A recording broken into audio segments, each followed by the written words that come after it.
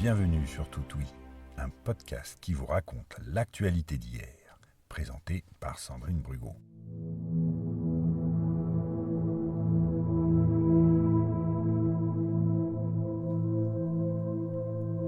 Dans le quotidien Le Journal du 12 novembre 1921, on lit en page 3 un entrefilet intitulé « On vole son enfant à une mère ». Voici les faits. Alice Labbé, giletière de 34 ans, a accouché le 31 octobre d'une petite fille prénommée Irène. La jeune mère affaiblie ne quitte l'hôpital de la Riboisière à Paris que le 11 novembre avec son bébé. Elle regagne son domicile du 4 rue d'Orcel. Son mari, Jules, 37 ans, et cantonnier à la ville de Paris, ne l'attend pas à la sortie de l'hôpital comme prévu. Elle rentre donc seule. À l'angle du boulevard Magenta et de la rue Ambroise Paré, une femme la rejoint. 30 ans environ, elle porte un manteau bleu par-dessus son uniforme d'infirmière. Elle lui demande de lui montrer son bulletin de sortie car il comporte une erreur. Alice Labbé, sans méfiance, le lui donne. L'infirmière le lit et confirme que la jeune mère doit retourner à l'hôpital pour faire corriger le document. Elle se propose de l'accompagner et même de porter le bébé pour qu'elle ne se fatigue pas.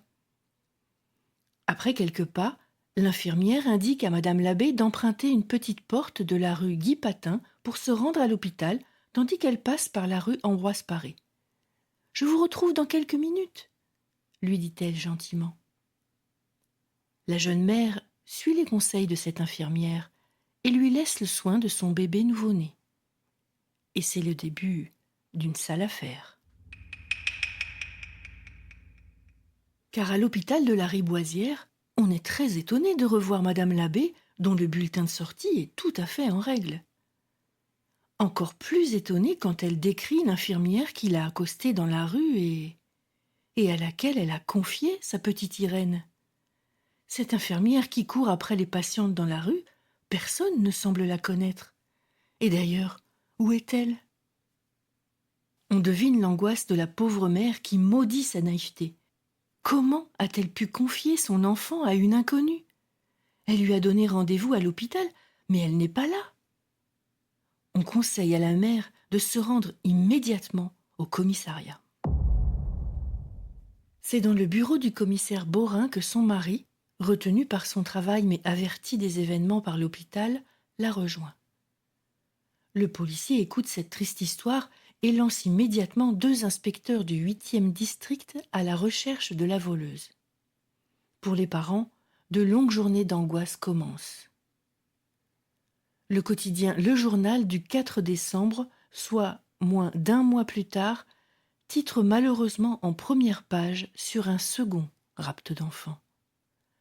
Un charmant bébé de 2 mois et demi vient d'être volé à sa jeune mère dans des circonstances qui dénotent une audace inouïe. Raymonde Passepont, 22 ans, habitant Neux-les-Mines dans le Pas-de-Calais, a accouché le 17 novembre d'un garçon prénommé Louis.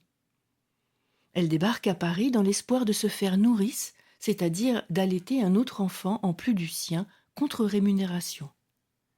Elle s'inscrit donc dans une agence spécialisée rue Chaptal. C'est là qu'une dame très élégante vient pour engager une nourrice. Elle rencontre Raymonde et son fils Louis. Elle tombe immédiatement sous le charme du bébé et engage la mère. La dame propose à Raymonde des conditions exceptionnelles, que la jeune femme ne mesure pas vraiment puisqu'elle vient de débarquer à la capitale. Des gages mensuels de 220 francs par mois, nourrie, blanchie et logée au fond du jardin de la propriété de Viroflay avec son bébé et celui de la patronne. Elles n'ont aucun mal à se mettre d'accord. Elles se donnent rendez-vous devant l'agence de placement le 2 décembre. Au jour dit, place de Clichy, on hèle un taxi. Il se rend rue de Rivoli où, au 3e étage du numéro 69, demeure un médecin, le docteur Leclerc. La patronne demande à la nourrice de se faire examiner pour savoir si elle est en bonne santé. C'est l'usage puisque la nourrice doit allaiter l'enfant de la patronne. Celle-ci garde le bébé dans la voiture jusqu'à son retour. Mais quand la jeune Raymonde redescend, le taxi a disparu, ainsi que son enfant. La malheureuse Picarde, perdue dans la capitale, fond en larmes. Elle hèle un agent et lui raconte son malheur. Voici la description que fait Raymonde Passeponds de la voleuse à Monsieur Coste, commissaire de police. C'est une femme au teint mat, âgée de 32 à 35 ans. Elle est très élégante. Elle est vêtue d'un tailleur bleu marine, très pincé à la taille, sur lequel est négligemment jetée une magnifique fourrure de petit gris. Elle est gantée de daim jusqu'au coude et coiffée d'un délicieux chapeau breton en velours noir. Détail étrange, elle porte sur la joue droite plusieurs croix de papier fin qui cachent certainement une cicatrice. Bien sûr, la police se rend à l'adresse que cette élégante a donnée à l'agence de nourrice, le 42 route nationale à Viroflay. Mais à cette adresse se trouve un orphelinat. La police recherche à présent activement le chauffeur qui a conduit les femmes et l'enfant rue de Rivoli.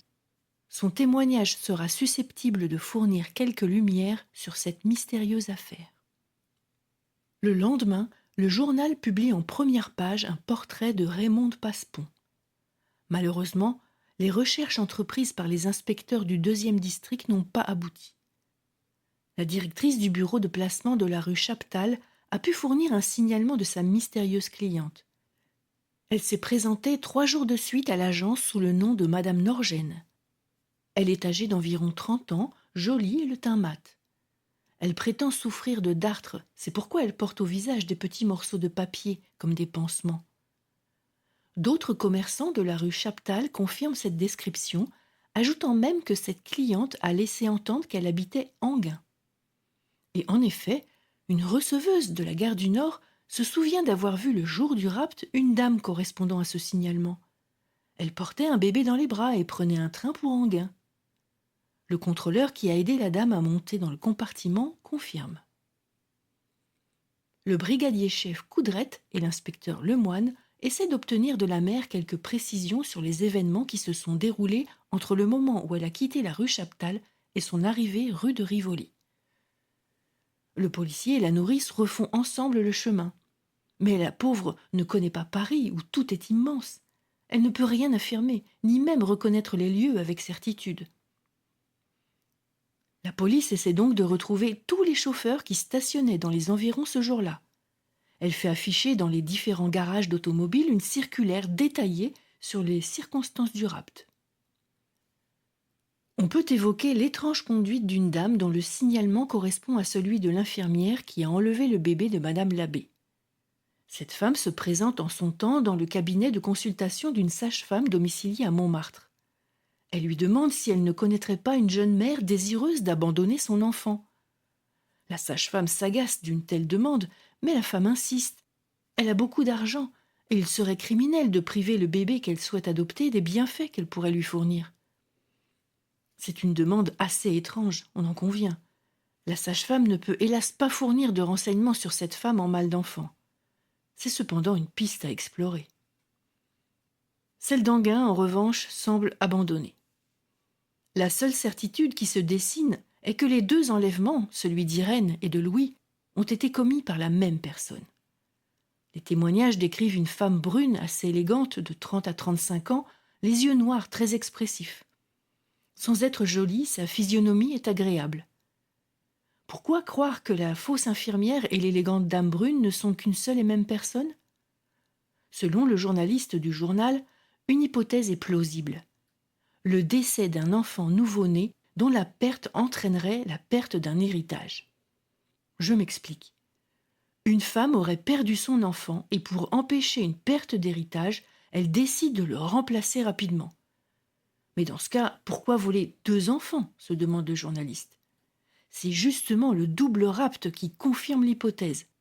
On se souvient que quand la pseudo-infirmière a abordé Madame Labbé, elle ne lui a pas demandé le sexe de son bébé.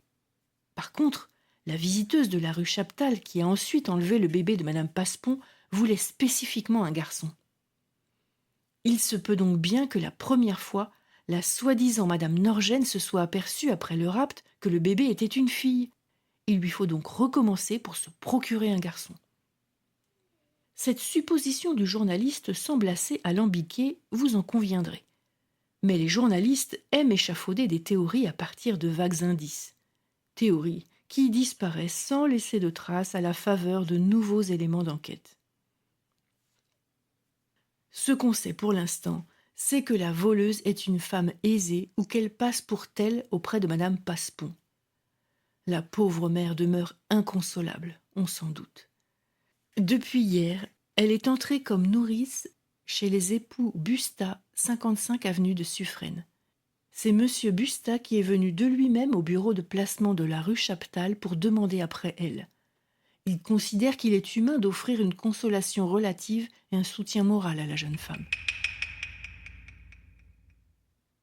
Pendant les jours qui suivent, plus d'articles sur cette affaire d'enlèvement d'enfants. Un journaliste du journal le déplore. C'est que vous voyez, cette année 1921 a été marquée par l'affaire Landru, un vrai succès pour la presse. Les gens se sont arrachés les journaux car ils adorent, comme vous, les histoires bien sordides. Mais le 30 novembre, Landru a été condamné à mort. Le journaliste écrit que l'affaire Landru est finie, archi finie. Quant au mélo intitulé La voleuse d'enfants, ajoute-t-il, il n'a pas réussi en dépit d'un gros lancement. Personne n'en parle dans l'autobus, le tramway ou le métro. Personne ne s'exclame dans les rues « On vole des enfants à Paris, ah madame, c'est épouvantable !» Et une affaire dont on ne parle pas dans les transports publics est une affaire ratée. Or, il faut des sujets de conversation pour le peuple et des sujets de conversation sans danger. Quand nous nous passionnons pour une affaire dramatique dont les épisodes sont pleins de rebondissements, nous ne trouvons pas que tout va mal. Nous ne risquons pas d'avoir des accès de mauvaise humeur. Pour amuser, rien de tel qu'un beau crime. Après l'affaire Landru qui a obtenu un succès prodigieux, il nous faut quelque chose de corsé pour assurer la tranquillité publique. Cet exercice d'humour cynique est signé Clément Vautel, et vous pouvez le retrouver dans son intégralité dans le quotidien Le Journal du 13 décembre 1921 et même en première page. Il exprime parfaitement un mécanisme toujours à l'œuvre aujourd'hui, l'actualité comme divertissement. L'affaire de la voleuse d'enfants connaît dès le lendemain un rebondissement, comme pour satisfaire ce journaliste. On a enfin retrouvé le chauffeur de taxi qui a emmené madame Passepon, son fils et la voleuse rue de Rivoli. Il reconnaît formellement la jeune mère. Il indique qu'ensuite, la passagère qui est restée dans la voiture avec l'enfant s'est fait déposer à la gare du Nord. Et ce n'est pas tout. Madame Passepon a reçu une lettre qu'on croit avoir été envoyée par la voleuse. Elle est expédiée du bureau postal numéro 47 rue La Boétie. Le timbre porte la date du 8 décembre, 13h30. La note est rédigée sur une carte de correspondance encadrée de noir. Voici ce qu'elle dit. Madame, soyez sans crainte au sujet de votre enfant. Il est vivant et en de bonnes mains. Il sera toujours bien soigné et bien traité comme jamais vous n'auriez pu faire. Son avenir sera très brillant et si Dieu le veut, il sera un jour à la tête d'une grosse fortune. Soyez donc rassurés sur son sort. Votre fils est élevé comme un prince. Prince avec un P majuscule et souligné. Cette lettre est à présent entre les mains de la police. Le journal en propose une reproduction. Si ce n'est pas du rebondissement, ça, alors là, je ne m'y connais pas.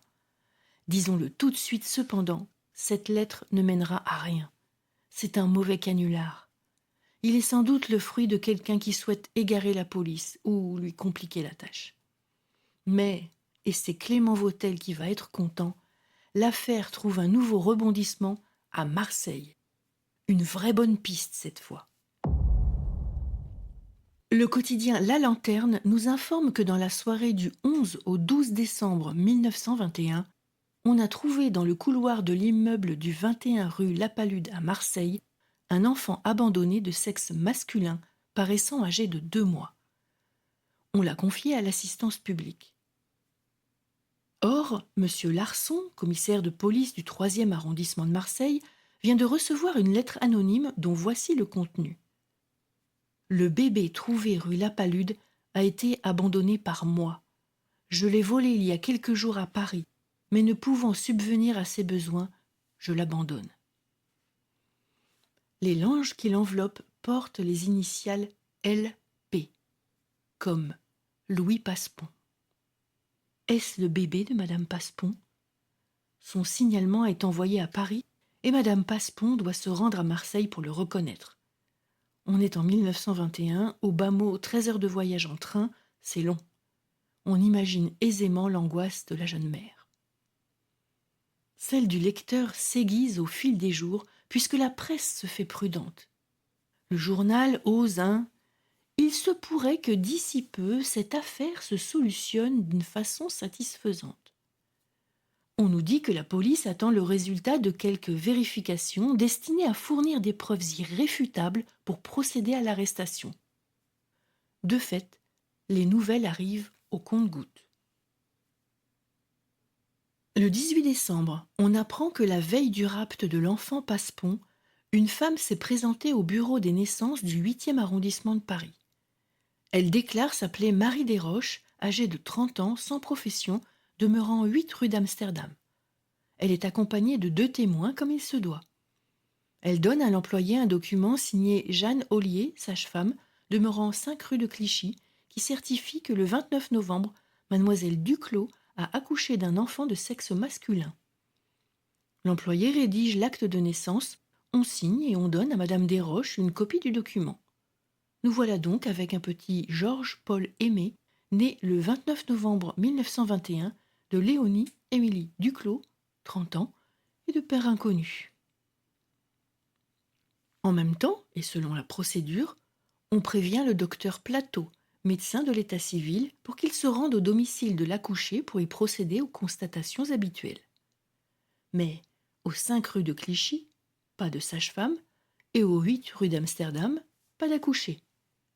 On informe la police de l'irrégularité. Elle enquête. Et il se trouve que le signalement de Marie Desroches, celle qui a déclaré la naissance du petit garçon, correspond exactement à celle de la voleuse d'enfants. Et que les fichiers de la police judiciaire ont trace d'une certaine Léonie Émilie Duclos, née à Clichy le 20 juillet 1891. Elle a été condamnée pour vol en 1908, à 17 ans donc, à 2 mois de prison. Cette Léonie est aujourd'hui veuve d'un Grec, M. Despotopoulos, mort en Amérique il y a quelques années. En 1908, Léonie Duclos habitait rue du Bac à Paris. Son signalement précise qu'elle porte au visage des traces de brûlure depuis la commissure des lèvres jusqu'à l'oreille. La raison ? Elle est tombée sur une cuisinière allumée quand elle était enfant. La police se souvient, et vous-même vous vous souvenez, que la ravisseuse du bébé Passepont portait un pansement certainement destiné à cacher quelque chose. On brûle, n'est-ce pas ? On se rapproche. Patience, on touche au but. La police retrouve trace d'une sœur de celle qu'on appelle déjà la voleuse, alors qu'on ne lui a pas encore mis la main dessus. Cette femme n'a aucune nouvelle de sa sœur depuis 1904, époque à laquelle elle vivait à Lyon. Et c'est bien à Lyon que l'affaire rebondit le 19 décembre. Monsieur Gonard, chef de la sûreté de Lyon, c'est-à-dire de la police, se présente rue de la Lanterne. Il frappe mais n'obtient pas de réponse. Il fait enfoncer la porte. Il trouve alors Léonie Duclos allongée sur un lit et plongée dans un profond sommeil dont on ne peut la tirer. En évidence sur la table se trouve une longue lettre. On appelle un médecin d'urgence. Il l'a fait transporter à l'Hôtel-Dieu de Lyon car elle a absorbé une forte dose de Véronal. C'est un barbiturique alors souvent employé contre les troubles du sommeil. À haute dose, il est mortel. Léonie Duclos n'est pas en état de parler, mais ses jours ne sont pas en danger. Heureusement, en attendant son interrogatoire par la police, le public peut se repaître de sa lettre d'adieu, bourrée de fautes d'orthographe. En voici un extrait. Ceci avant de mourir, afin d'éclairer la justice sur l'affaire Passepont. Mardi soir 29 novembre, Je prenais le train à 8 heures à Perrache pour Paris lorsqu'à Dijon, une dame monta dans le train et prit place dans mon wagon. Nous ne parlâmes pas tout d'abord, et je fus prise des douleurs de l'enfantement, et cette dame me demanda gentiment si j'étais souffrante. Je lui confiai ma crainte de ne pouvoir arriver à Paris de suite. Elle me rassura, me disant qu'elle était sage-femme. Je souffris jusqu'à La Roche, ensuite plus rien, et nous arrivâmes à Paris sans incident. À Paris, cette dame me demanda où je pensais accoucher. Je lui dis que je ne connaissais aucune maison d'accouchement, qu'elle veuille bien me donner une adresse. Elle se mit immédiatement à ma disposition, me disant qu'une de ses amies me recevrait cordialement. J'acceptai, trop heureuse d'être soulagée de l'ennui d'avoir à chercher et à marcher. Elle me conduisit rue d'Amsterdam. Je ne saurais indiquer le numéro, y étant allée en auto. La journée se passa bien. Ce n'est que le lendemain que je mis au monde un petit garçon qui mourut de suite. Je fus désespérée de cette perte, d'autant plus qu'elle me laissait seule au monde.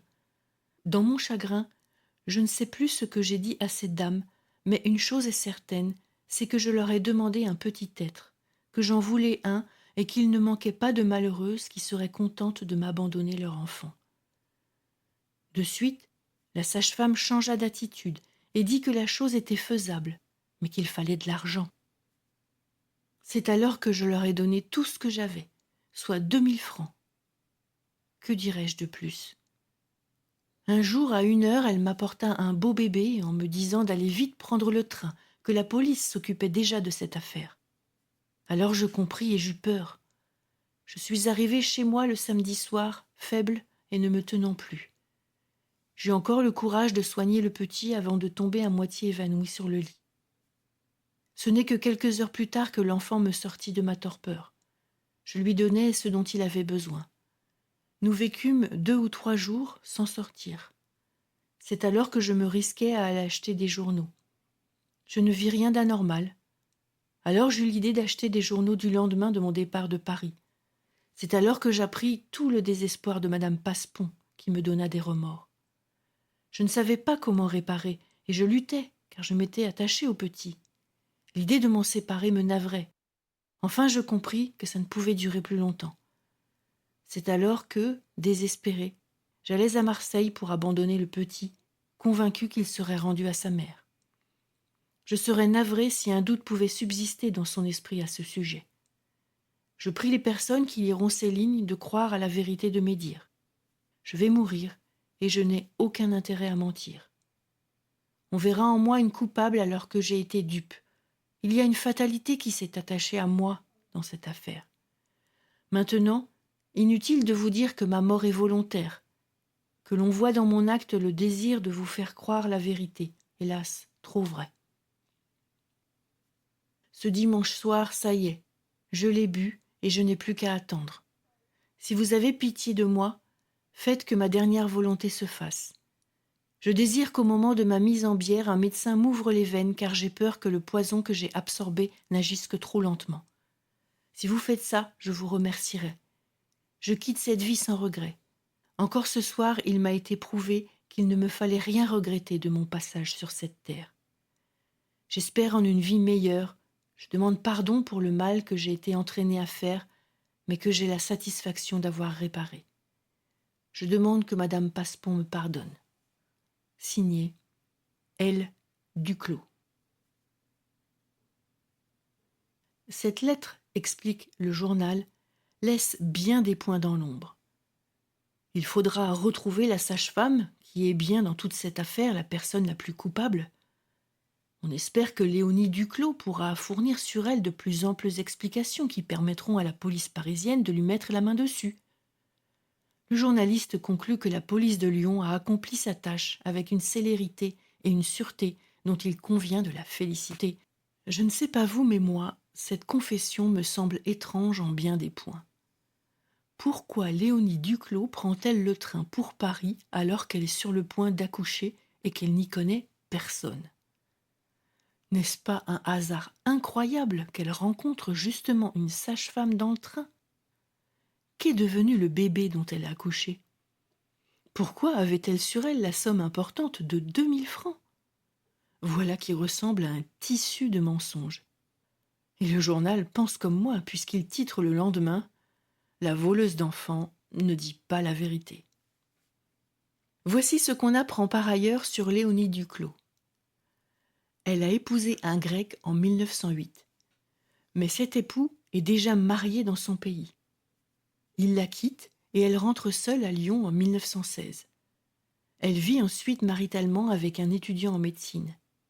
Elle quitte brusquement Lyon pour Paris où on perd sa trace. Elle revient à Lyon en mars 1921 où elle loue un appartement 17 rue Lauterne. Elle s'absente fin novembre et revient début décembre avec un bébé. Un bébé qui pleure beaucoup, comme le lui fait remarquer la concierge de son immeuble. Oui, c'est vrai. Léonie le soigne du mieux qu'elle peut, mais sa santé lui donne du souci. C'est pourquoi, dit-elle à la concierge, elle va le conduire chez ses parents dans le Midi, où il sera très bien soigné. Et en effet, le 11 décembre, elle quitte son appartement avec le bébé. Elle revient sans lui le lendemain. La police interroge longuement l'amant étudiant en médecine, René Chevalier-Chavannes. Il confirme tous les termes de la lettre de Léonie. Il l'a bien sûr exhortée à rendre l'enfant à sa mère. Mais il aurait considéré comme une trahison envers elle de prévenir la police. En revanche, toutes les recherches entreprises pour retrouver la sage-femme et son amie demeurent vaines. La police reste donc extrêmement prudente devant ce qui semble être une manœuvre de Léonie Duclos pour minimiser son rôle dans cette sale affaire.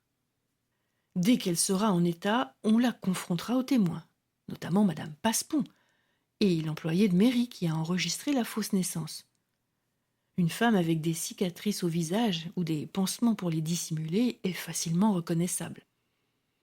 Dans un premier temps, on l'interroge à l'hôpital de Lyon sur l'adresse de la mystérieuse sage-femme.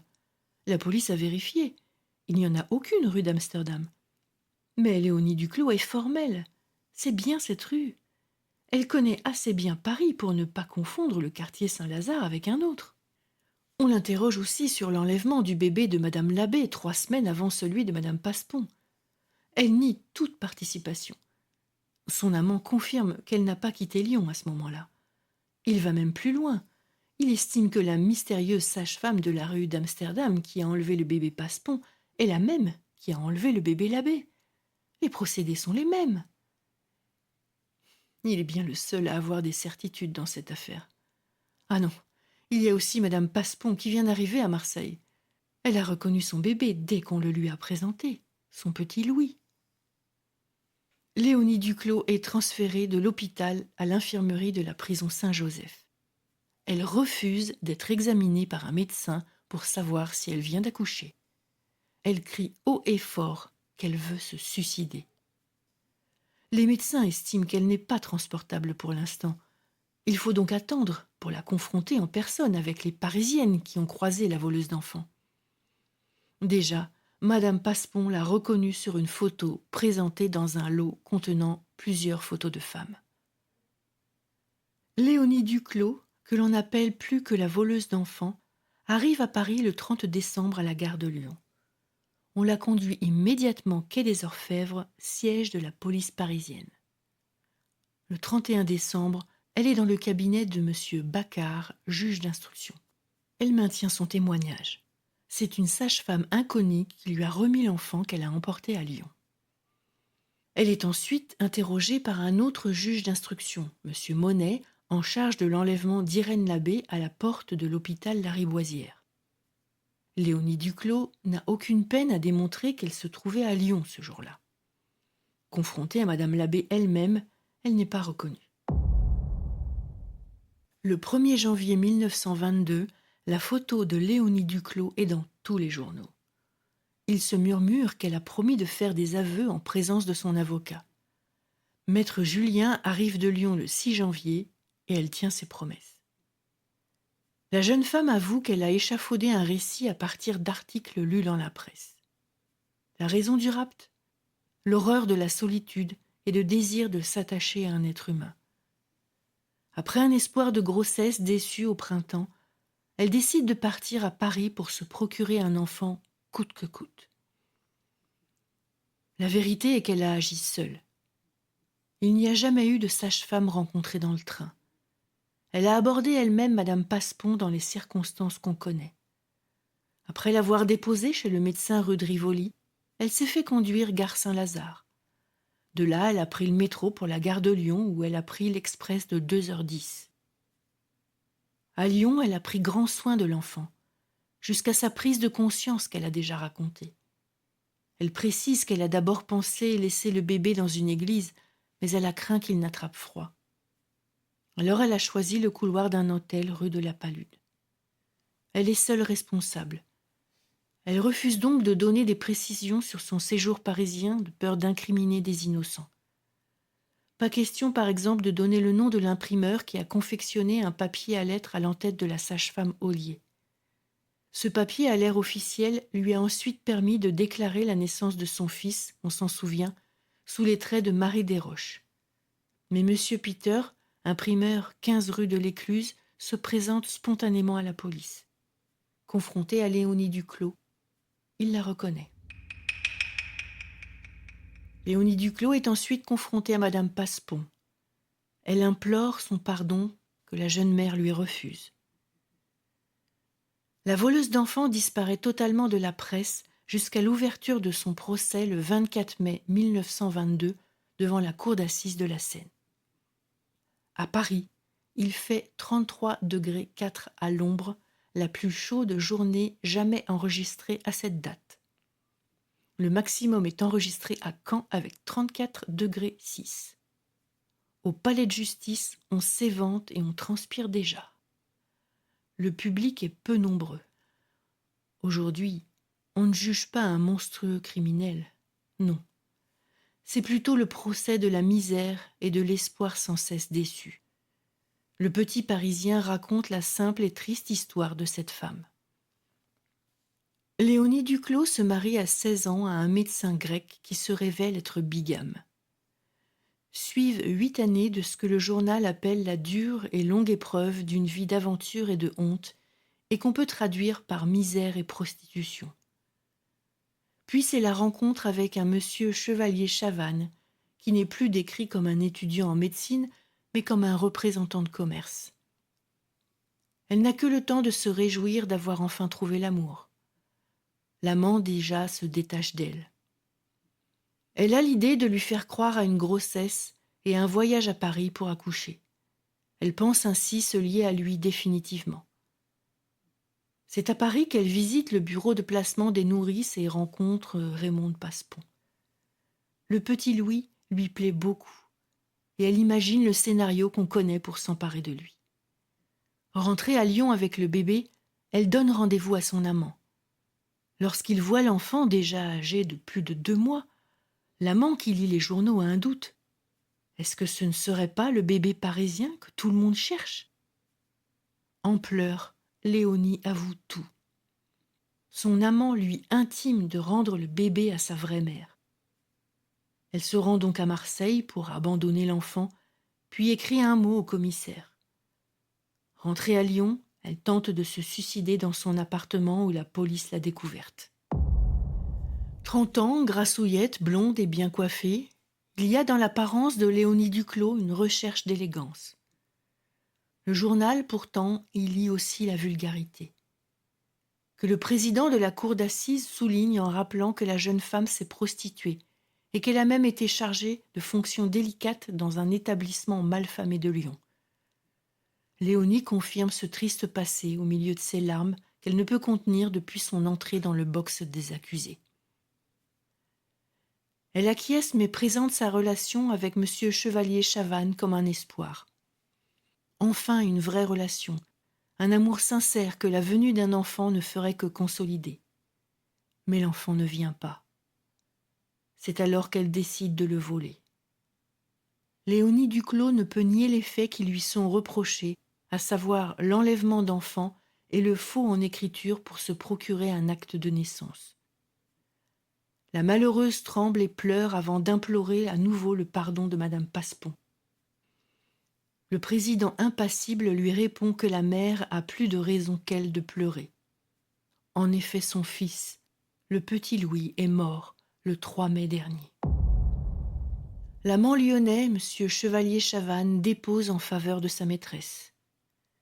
L'avocat général se veut ensuite sévère contre la ravisseuse, mais il tempère son jugement d'une certaine pitié pour celle qu'il compare à la Fantine des Misérables de Victor Hugo.